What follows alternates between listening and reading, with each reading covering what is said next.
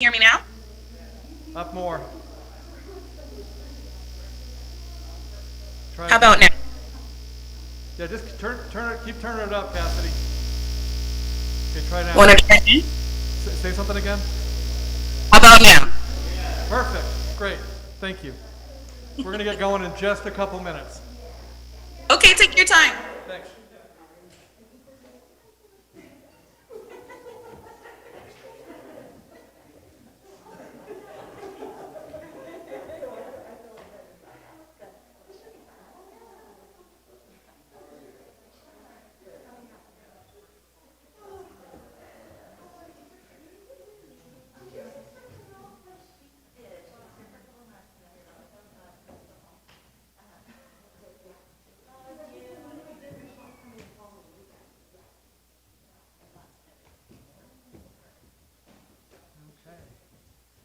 Keith, go ahead and let me know when we're up. We're up, okay. Well, we have people here already, and sorry the 9 o'clock service ran a little long. The preacher was a little long-winded. That happens sometimes. Yep, amen. So I want to get going. First of all, welcome everybody to the forum. Welcome to everyone who is joining us online. My name is Mike Kinman. My pronouns are he, him. I'm the rector here. And just really glad to have everyone here right now. It's a really important forum here this morning. I think what many of you have heard, I think just about everybody has heard, is that the current composition of the U.S. Supreme Court is putting abortion rights and reproductive health rights at risk across the country, that we are in danger of Roe v. Wade, if not being overturned, at least being seriously curtailed, and states having the right to significantly restrict, if not eliminate, access to abortion. And this will have a huge effect on us here in California. So we're going to talk about this. We're going to talk about what the legal situation is, and we're going to talk about what we can do about this. And we have two amazing people joining us to walk us through this conversation. We're thrilled to have with us Tricia Gray. Tricia is the Volunteer Engagement Coordinator at Access Reproductive Justice. She supports the Practical Support Volunteer Network by designing relevant and BIPOC-rooted trainings to immerse volunteers in understanding the complex nuances someone seeking support from Access Healthline may experience. She also engages volunteers throughout their tenure at Access by way of dance parties, coffee meet and greet, paint soirees, and other community-focused settings. That sounds like fun. She has a BA in psychology with an emphasis in community psychology from Cal Poly Pomona, and she leverages her experience of working in support of underrepresented communities in LA, such as the foster DCFS, juvenile justice, mental health, low-income, and immigrant communities, to apply culturally informed and person-centered trainings that speak to our callers' unique intersectional barriers and injustices faced in accessing reproductive health care. So, Trisha, welcome. It is great to have you here. And then you may have heard of our other guest. Juliana Serrano is the Vice President of Advocacy and Equity at Planned Parenthood Pasadena and San Gabriel Valley. In this role, Juliana works to advance PPPSGV's mission through the strategic implementation of electoral and advocacy activities that promote policies favorable to Planned Parenthood at all levels of government. She creates and leads the vision and strategy for community affairs, government affairs, and advocacy work, and she also leads the organization's diversity, equity, and inclusion initiatives focused on partnerships for health equity in our community. And prior to joining Planned Parenthood, Juliana, of course, was the Senior Associate for Peace and Justice and the Office of Creative Connections at All Saints Church for more than 11 years. So welcome back, Juliana. So that is great. And so we're going to dive right into this. And Trisha, I want to turn to you because I know you've got some information for us. And really, Juliana, you sort of feel free to dive in, and maybe we can just have a conversation here. Can you sort of update us on the legal situation, the likely possible future of Roe, and also what the impact of overturning Roe or other possible judicial outcomes might be? Yeah, that would be great. Thank you so much.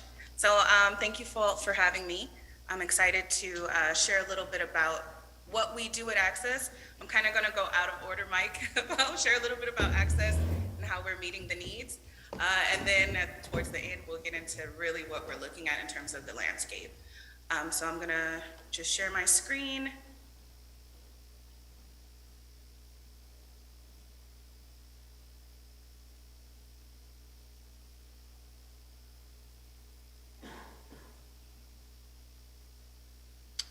All right. So as you know, my name is Trisha. My pronouns are she, her. I'm the volunteer engagement coordinator at Access Reproductive Justice. Access Reproductive Justice is an abortion state fund, the only one in California. So what we have are kind of different legs to our organization. These are what those legs are. In particular, one of our biggest legs of our organization is our bilingual English and Spanish health line. Essentially, we have a health line that is staffed by 2 people. We have a small but mighty team staffing and helping people in all of the state of California. And what I do is I recruit our practical support volunteer network. And what that looks like is volunteers that are assisting the callers that come into our health line with whatever needs that they have.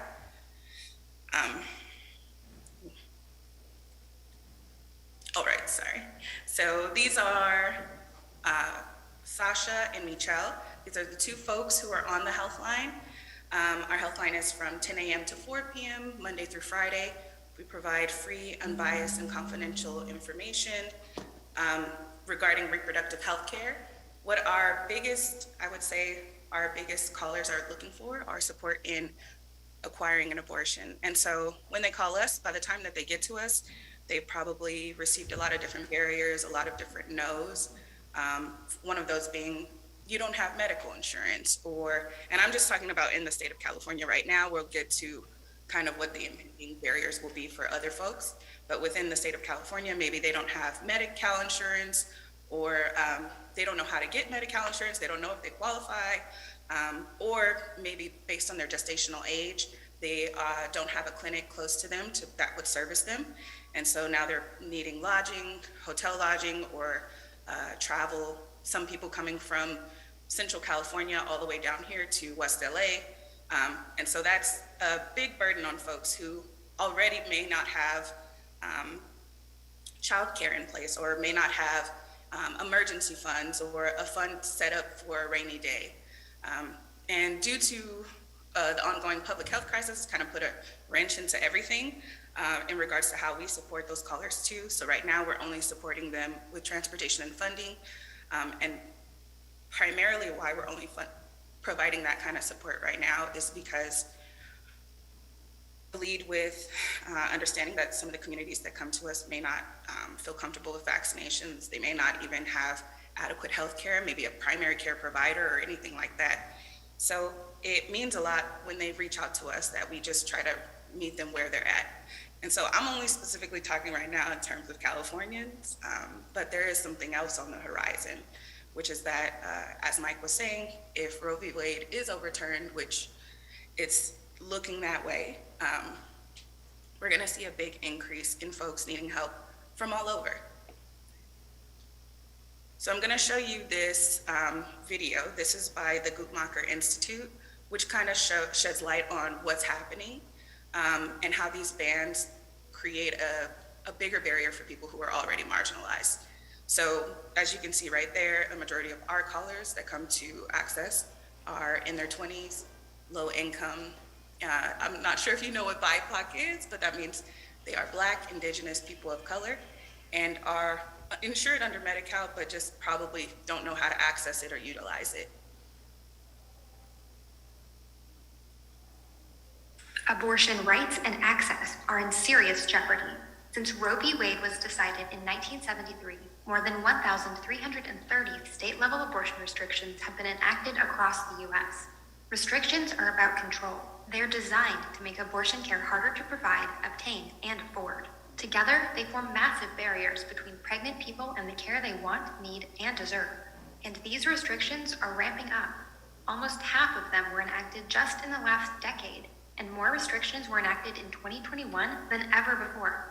Abortion restrictions hit some communities much harder than others, especially those already marginalized by healthcare systems. That includes people with low incomes, Black and brown people, people with disabilities, young people, and LGBTQ people. We deserve better. Congress must pass measures that would block many of these state-level restrictions and allow people to use health insurance, including Medicaid, to pay for abortion care. Learn more at guttmacher.org. All right, so as that outlined, essentially these are the folks that are going Abortion to... rights and access are in serious jeopardy. Whoa. So as I outlined, these are the most impacted people that these laws are affecting. So if, just to put this into perspective, if 100 restrictions were enacted in 2021, we already know that these are the same people that were disproportionately impacted by COVID-19. And so having more restrictions just means that these people are experiencing more barriers, more stress, more pain, more trials and tribulations to just accessing an equitable type of life. And that includes equitable healthcare access. So here's the nitty gritty. This is a really great visual from the Guttmacher Institute, which shows essentially what the landscape is looking like. So as the title says, if the Supreme Court overturns Roe v. Wade, 26 states are certain or likely to ban abortion. So the white colored states are those states that will be states where folks are probably traveling to. As you can see on the West Coast, things are looking good for us in terms of having solidarity and helping folks. But the Midwest, the South, I mean, if you just look at the list of the states, 26 states is a lot. And what we're planning to experience is possibly a 3,000% increase in California, being that California is an abortion freedom state, so to speak. I would say that it's not totally there yet. Most people don't know that in California, 50% of counties actually have no abortion clinics. And so people are still required to travel or live within high-income places, such as metropolitan areas like LA or San Francisco, San Diego, in order to get abortion care service. So there's impending barriers here already for Californians, and then we're looking at, we've got to create solidarity and community for our folks across the country too. So what I have in my perspective, I'm looking at how we can bring people together to support what we already know is inevitable and what's going to happen. I do want to speak more to how to get involved, but I also wanted to allow Juliana to step in to share a little bit about Planned Parenthood as well, so that's also one of our partners that we're working with to make sure that if a person is receiving an abortion, they have a ride home or they have lodging for when they can safely continue the procedure without having to, with having privacy and dignity and not having to be at home. Maybe sometimes with their families who maybe are not in support or are a little bit more of a barrier because they're maybe a single mom taking care of other kids at home. So I did want to open up the dialogue. I hope that was kind of informational. I also don't want to be a scare tactic kind of person. I think that these groups have been in survival mode forever. And I think that that's something that we can rely on their resilience and also just match them in with compassion. I don't want anyone to feel worried about what's on the landscape because we've been around for 30 years in terms of access to reproductive justice. We're not a new movement. We're doing this and we're doing this work, and so we just want to continue to bring people together. Thank you. Juliana, can you just sort of add to that and talk more specifically about Planned Parenthood and what you are all doing to prepare for this? And also I'm interested in specifically, do we have any sort of information or sense of how this is going to play out in the Supreme Court? Are there specific cases that we're looking at? So good morning, everyone. It's good to be back with you. Hi, Trisha. Nice to see you. Nice to meet you. I want to give a shout out to Access Reproductive Justice and the work that they do. They are an incredible partner, and as Trisha said just very briefly, they are the only fund that does exactly what that they do in the state of California, which is huge. And they are a small but mighty crew, and so I just want to give them the credit that they merit for sure. And as inevitably I think people are thinking about how they can support this work moving forward, it would be remiss if I directed only attention to Planned Parenthood. we need to draw our attention and our financial support and our labor to access reproductive justice too. So thank you, Tricia, for all the work that you do to coordinate all that. Mike, in partnership with Access and a variety of other reproductive rights organizations and leaders, in October, something was created called the California Future of Abortion Council. The California Fab Council is what we're calling it. And really, it was upon the news after SB 8 passed and Texas and was enacted that, really I think the nation's attention was drawn to this issue of abortion rights being denied in our nation. And the state of California realized we have to do something to prepare because we are not going to stop being this freedom state, as our governor has declared for ourselves and several of our legislators have supported.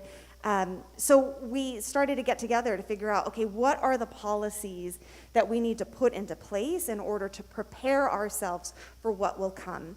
And that is, again, this influx, as Tricia mentioned, the 3,000% increase in abortions needed in the state of California. That's huge.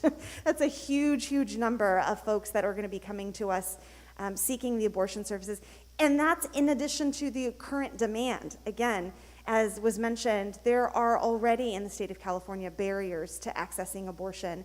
And so how do we meet Californians' needs? How do we meet people coming to us from outside of the state of California? We need to build the infrastructure for that. So after a period of all of these leaders from across the state coming together, we have made 45 policy recommendations to the state of California. And this is all about supporting funds to make sure that people needing abortion can pay for their abortion, can pay for the child care that they may need, maybe the hotel or the transportation that they may need in order to get their abortion service. This is about building up the workforce. I was just talking to the Whitsons about this fact that not a lot of people in medicine decide to become an abortion provider. How can we encourage more medical students and more people studying to be MAs and nurse practitioners to enter this particular field of sexual and reproductive health care and to be abortion providers, be part of a team to be abortion providers? So we need to build up that infrastructure. We need money and we need support from our state government in order to do that. So these 45 policy recommendations are significant. They're going to get us to where we need to be and probably still not be enough, because once we're living in it, right, we're probably going to discern that we have some more needs that are going to come our way and that for which we will need to ask our governor and our state legislature. But we've been really, really lucky that the governor has heard us. He stands with us. He already proposed a budget for the state that includes several of our recommendations, which is really, really good news, and it's a great start. And we need to continue to partner with him and legislators, again, in order to get our state prepared to meet this demand. And that connects to, I think, the second part of your question, Mike, about, what can we expect? It's hard to say, and even the best political experts and constitutional law folks will say that they don't want to be in the business of predicting what the Supreme Court will do. But we do expect for abortion rights to be significantly taken away from Americans in some form or another. Whether it's an outright overturn of Roe, we are not sure.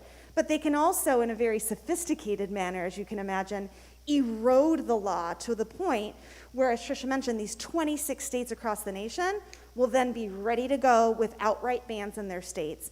And that means that women, non-binary persons, trans men, anyone needing an abortion will then have to either be forced into keeping their pregnancy, which has a variety of challenges in and of itself, or will then be put in this very challenging circumstance of finding out where they can get the abortion service that they need.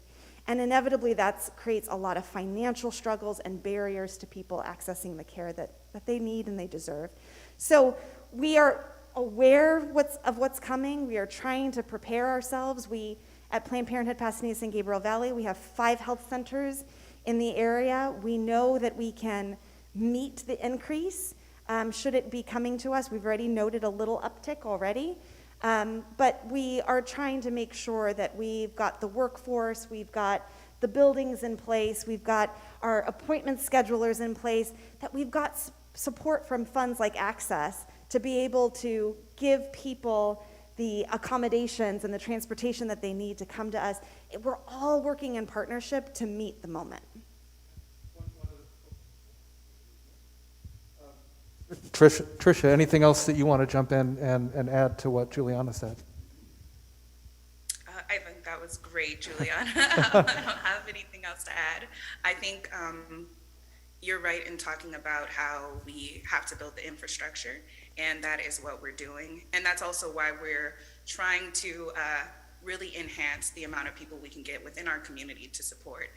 Because where this legislation is letting us down, we have community and grassroots people, and we can all come together. And so I think that's something which is beautiful that we are able to do even in the midst of the crisis that's at hand. Yeah, thank you. So a couple things. First of all, for all of you who are watching us online, you can text in questions, and it's the same text number we use for prayer requests, and it's 910-TEXT-ASC, which is 910-839-8272, 910-839-8272.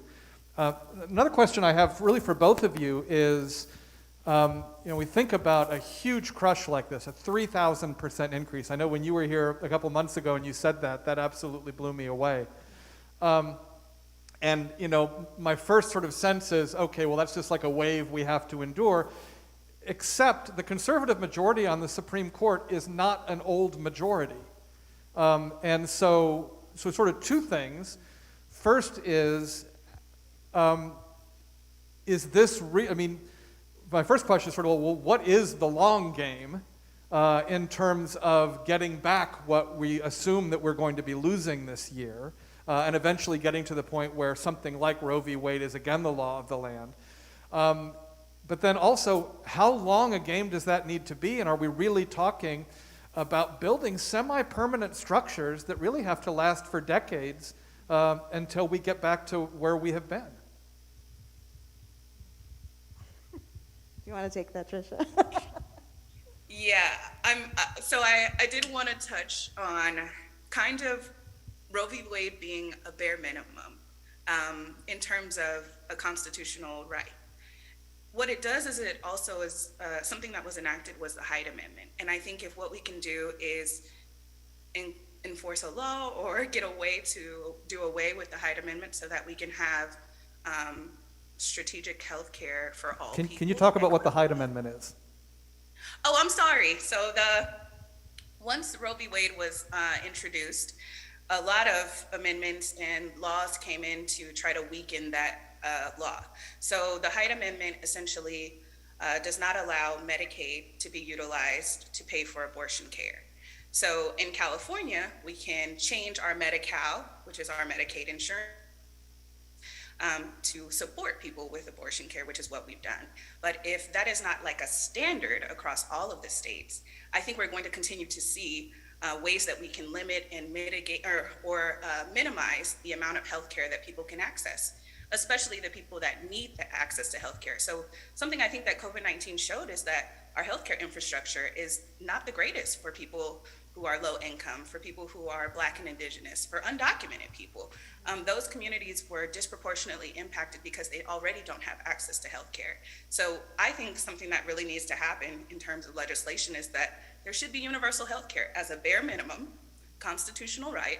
And then from there, we can look at what within universal healthcare we can promote and help put more funding toward, in my opinion. And I mean, Juliana, I know you probably have some perspective on that too. Yeah, and I think that for a moment to not think about policy, I want to reflect on what's on my t-shirt, which says say abortion. And I think that's fundamentally the movement that we need to be working towards also, is destigmatizing abortion. The more that we can see abortion as basic health care for anyone who needs it, it is a safe procedure that people are entitled to receive when they want it. That's when I think we will have a shift.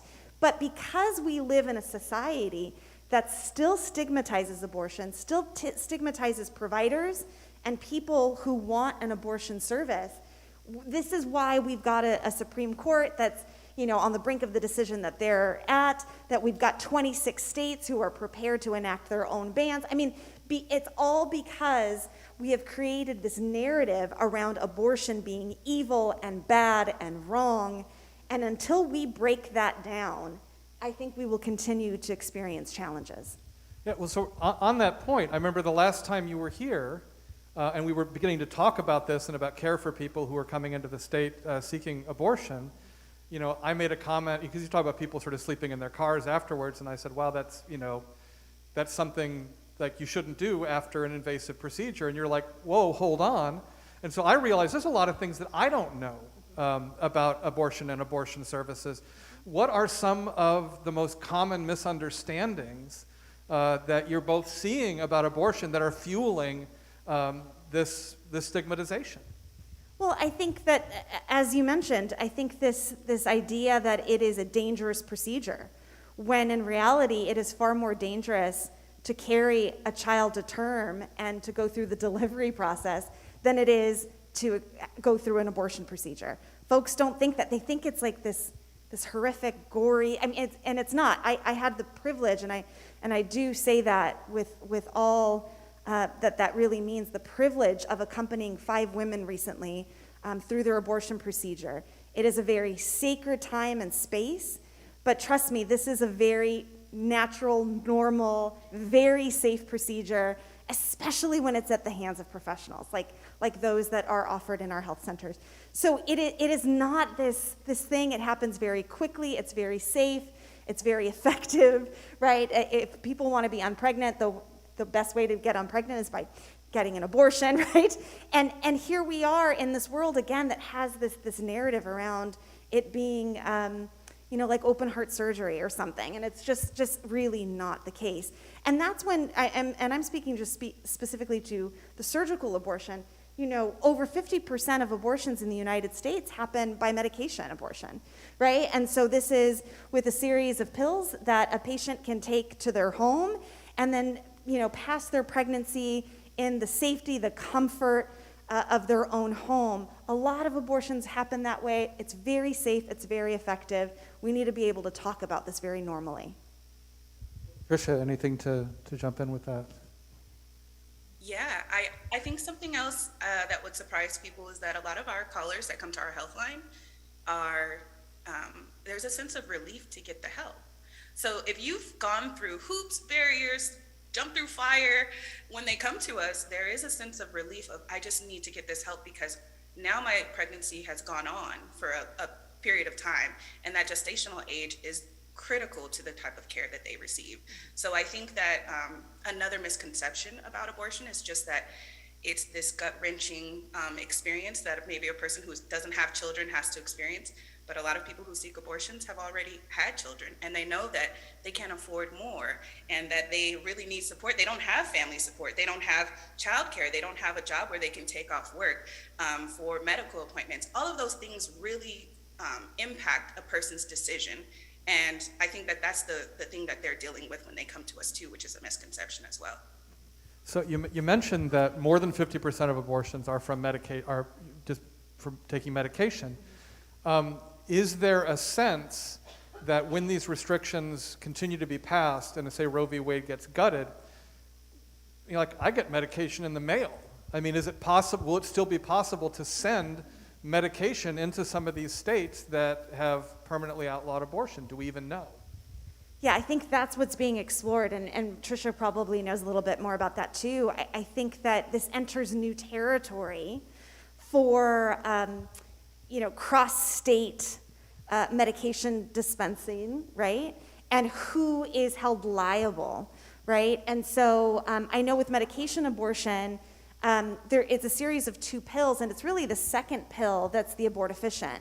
And so if that is the pill that then, if one is consumed, let's say in our health center, and then the second is consumed at home, if that person consumes that prescription pill and has crossed the border, would our provider, would our agency still be liable, right? So there are legal experts, legal mind, and then specifically thinking about Texas's law, which was so egregious, right? Which puts everybody at liability. If you're an Uber driver driving someone to the, right, that you could be sued. So this is what legal minds, legal experts are considering right now.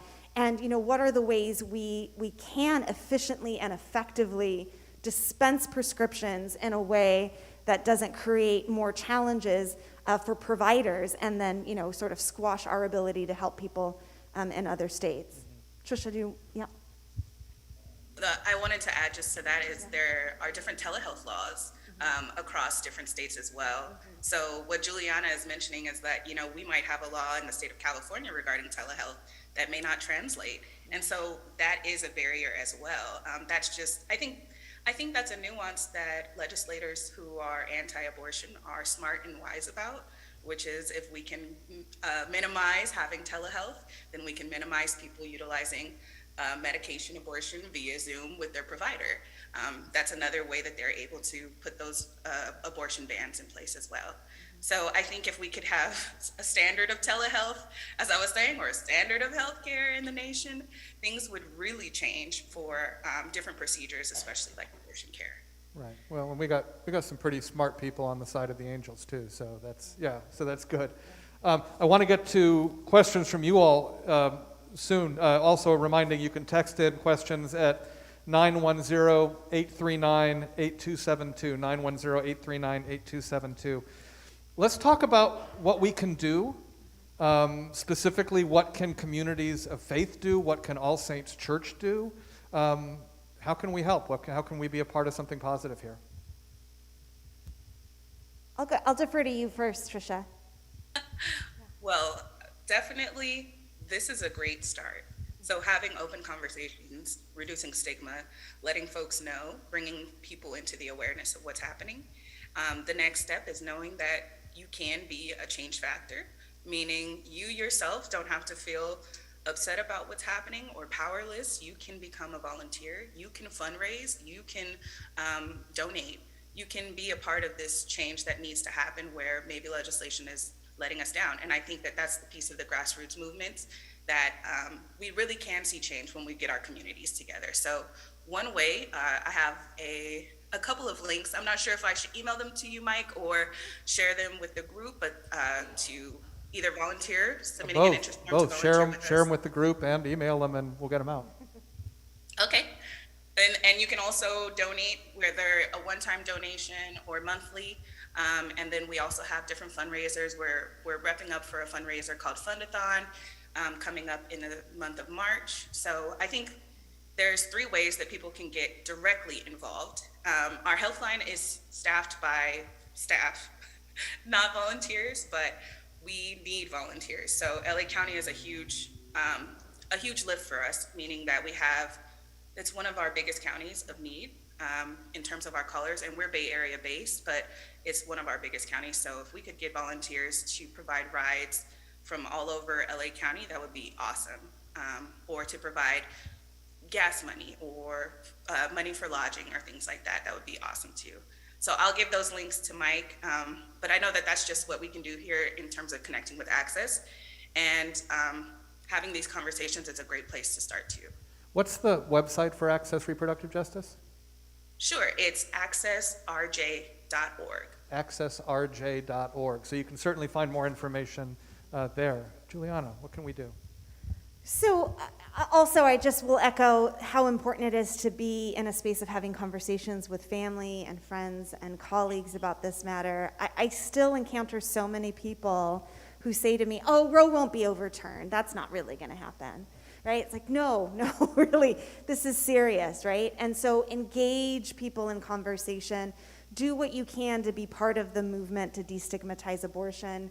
If you have your own abortion story, if you feel comfortable sharing it, share your story. This is all part of what we need to do to just normalize this medical procedure.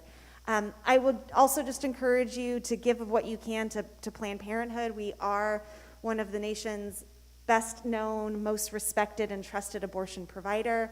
We continue to provide abortions in spite of all of these obstacles and will not stop doing that. And I'm so fortunate to be working in the state of California where we can be an abortion provider. I know some of our colleagues across the nation have a lot more challenges than we do, and we need the support to support them, to support those patients, to support Californians. And so the reality is that, as Trisha mentioned, with the nature of the sort of the business model of reimbursements with Medi-Cal, as we get Medi-Cal reimbursements for the patients we serve for abortion services, it really is not enough. And so this is where we really rely on the generosity of our supporters to help us meet that balance, right, each and every single year, so that we can provide those abortions to everybody who needs and wants them that comes our way. And then also there's just wonderful ways that you can be a source of support to all of our health center staff. And so we always encourage volunteers to do really fun things like, chalk up the driveway and the walkway of our health centers so that our providers and patients coming in know that they feel loved and supported. That's just one very small, simple gesture, but very, very powerful for those people coming into our health centers and for our providers who are in the work every day. Can you still hear me? Yeah? Okay. So volunteer, give money, and then also just to have my 501c4 hat on for a moment, because we do have, for Planned Parenthood Pasadena, San Gabriel Valley, we do have a C4 organization which is able to get into the electoral work. And I just want to remind you how important it is to put champions for sexual and reproductive health care and abortion access into office. And that is at all levels of government. This is not one of those issues anymore either, where folks say, oh, well, that's for the state to handle, or that's the federal government. We need champions right here at home. And I'm just so, so thankful that just about 2 weeks ago, the city of Pasadena passed a resolution to declare itself a city of reproductive freedom, that all those seeking reproductive health care would be welcome to receive it here.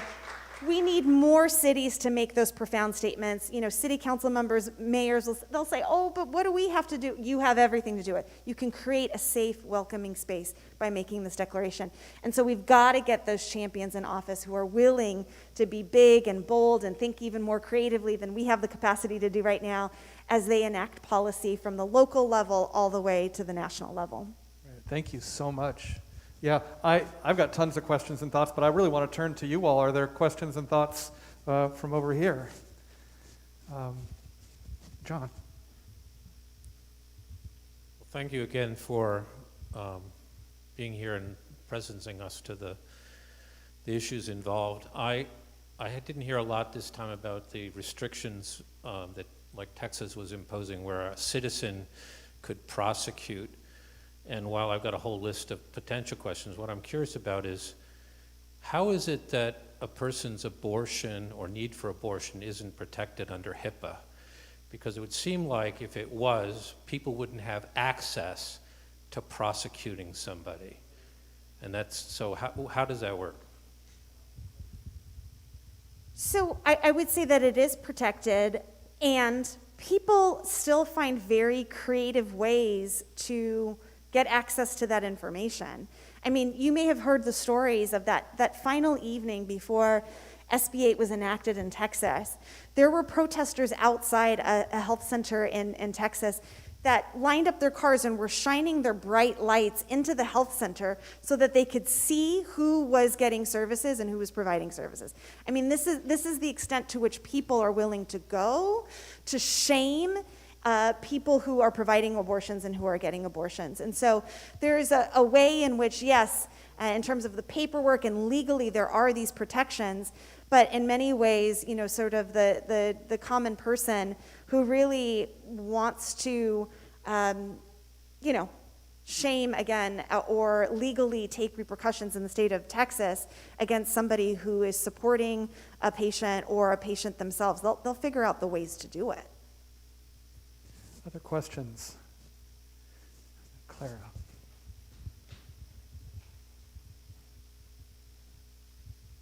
Thank you, Trisha and Juliana. This is really great, the work that you're doing. I sort of have just a quick two-part question. The first part is what's being done in terms of in the Black and brown communities and in a lot of communities where abortion is a sin and you're going to hell if you have an abortion. And that's what's being preached.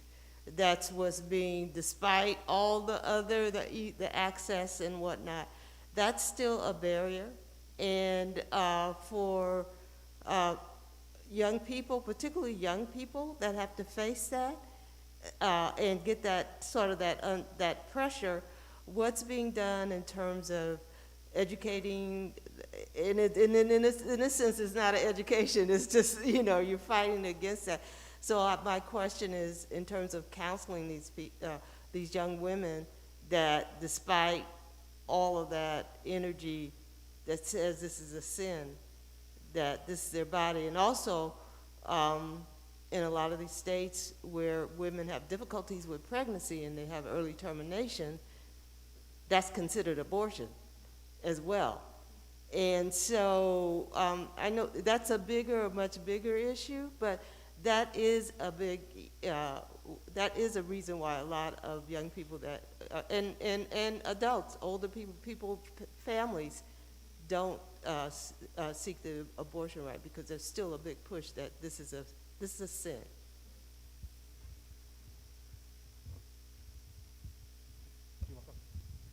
Yeah, Juliana and I are doing the Vulcan mind meld eye catch thing.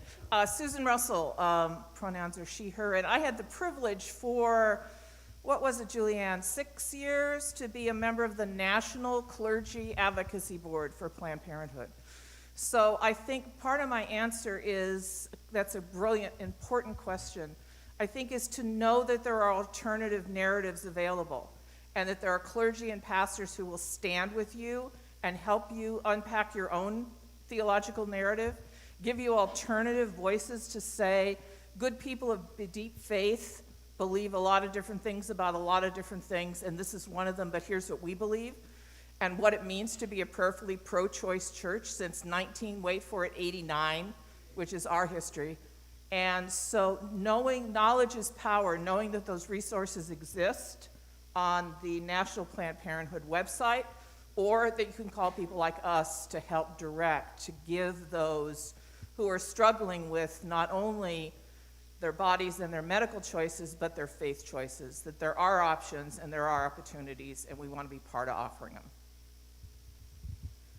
And I would just add, and I'm sure Trisha has some experience with this also in terms of the hotline work, but I know that by the time people come to us to schedule an appointment, or they're in our health center seeking the service, we make it very clear to them that we're not here to judge.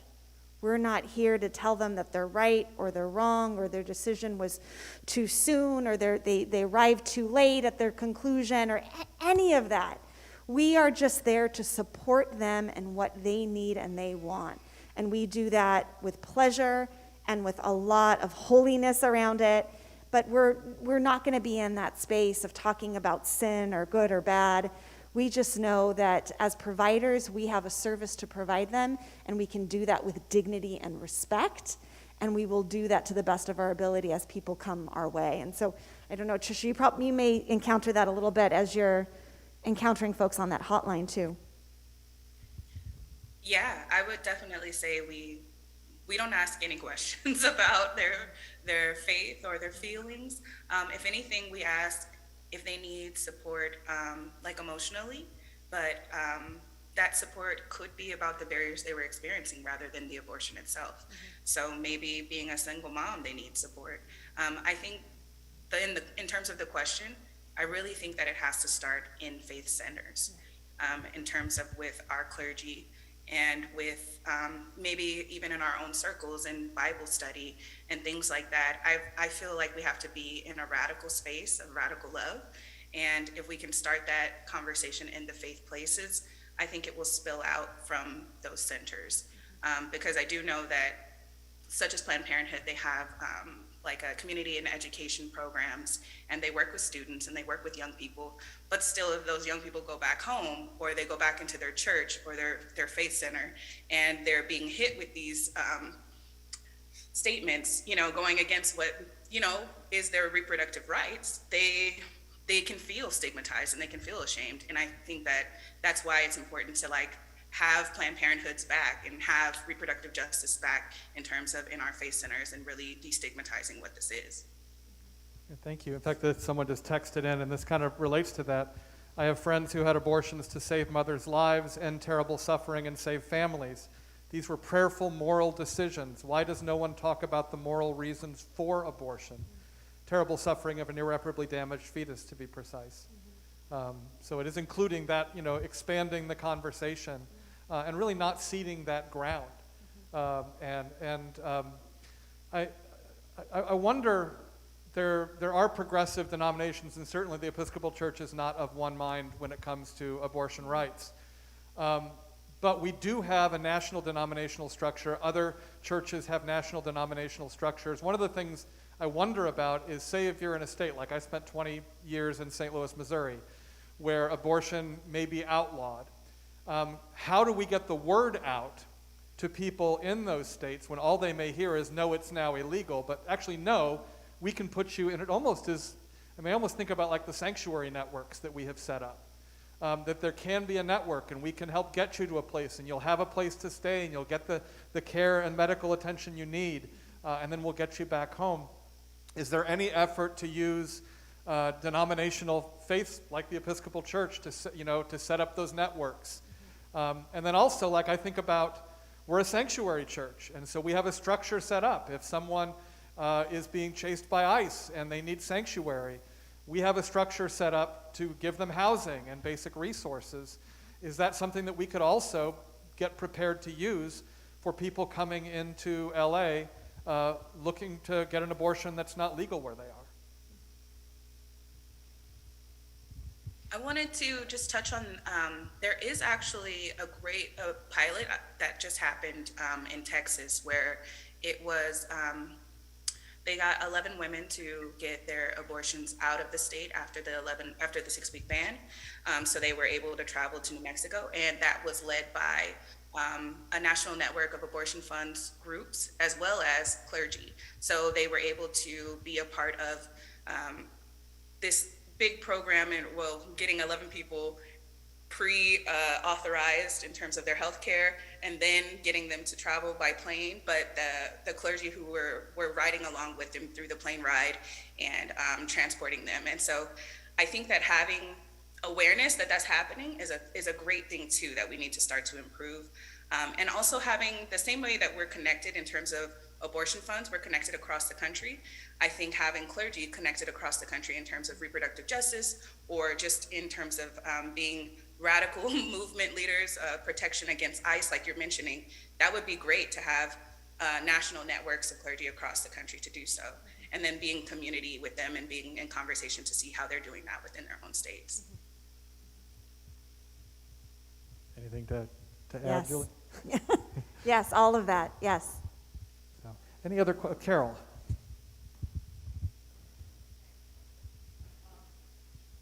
My concern is the ramifications of if this is overturned.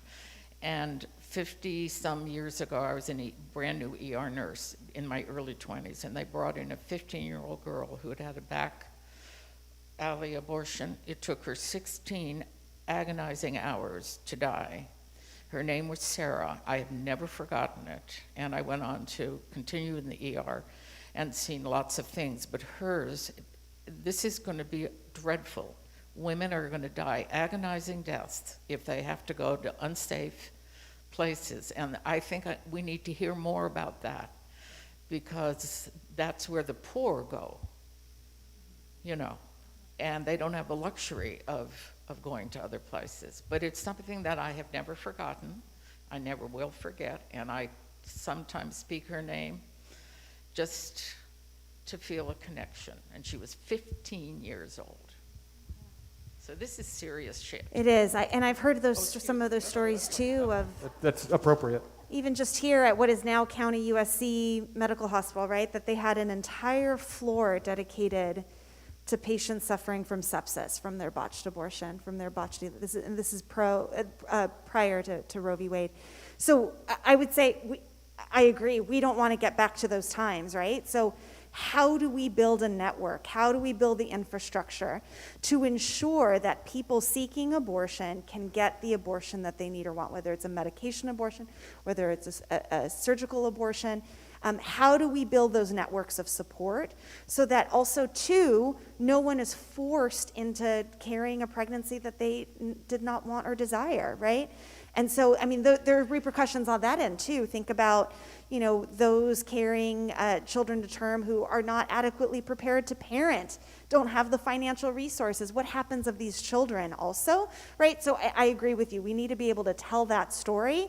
And what we are in partnership trying to figure out is, again, how do we ensure that no one, has to experience an illegal, unsafe abortion in our nation, and that no one is forced into a pregnancy that they don't want. I wanted to just tie something to that, which is in the times of now, we have social media. And I think this is one of our greatest friends in terms of what the Black Lives Matter movement was able to do utilizing social media and how that could spread like wildfire.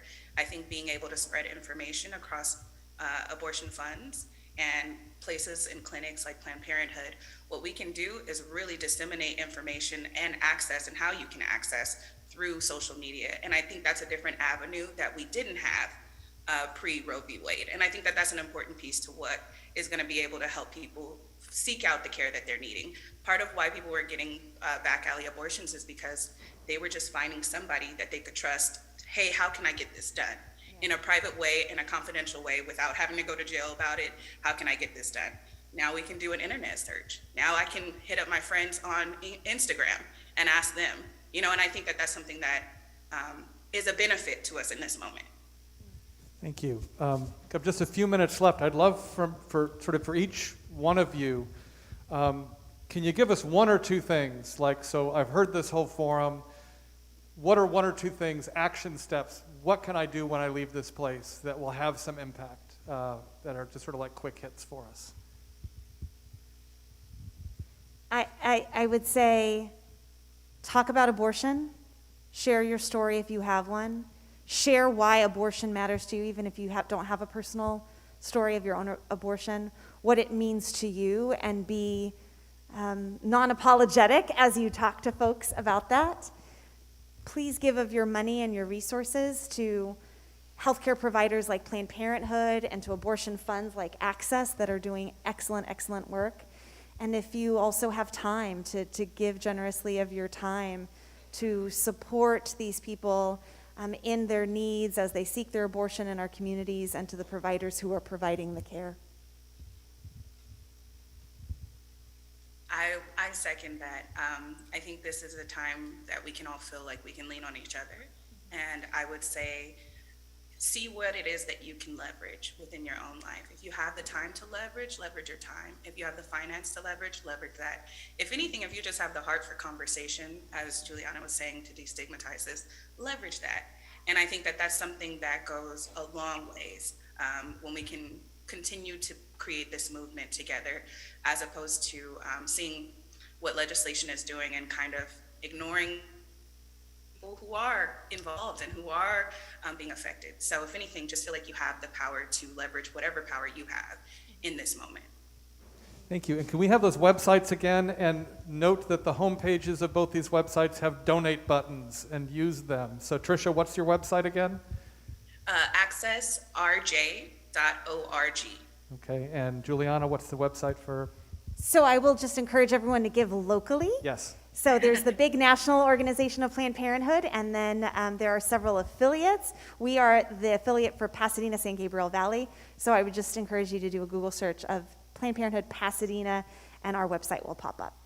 Great, thank you. And thank you. Can we give a hand to Trisha and Juliana? Thank you both so much. And I'm sure, can you stick around just to talk to people? I'm sure you just want to do that anyway. So Juliana will stick around afterwards if you're in the room. Want to let you know what's on tap for March here at the Forum. Next week, we have an amazing associate professor at UCLA, Kristen Choi, who is a public health professional, particularly where it is concerned with children and families. And she is going to be joined by Brunel Anderson, Dr. Brunel Anderson, who's on the faculty of USC, and our own Reverend Dr. Sally Howard. We're really going to look at the pandemic and what its psychological effect has been on everyone, but particularly on children and families and how we can, as communities, support each other. Then the next Sunday, we're going to have people from our new community care initiative here at All Saints Church talk about the structures that we're putting in place to support each other as a congregation and also to reach out into the community. Then the next Sunday, Kenny Turan is going to be back with us in person for Off to the Oscars and talk about the Academy Awards, and that is always fun. And then the final Sunday of the month is our annual meeting, which is also so much fun and great joy. No, it's important. It'll be good to hear about what's going on here at All Saints Church. So thank you for joining us here and wherever you are, and good day.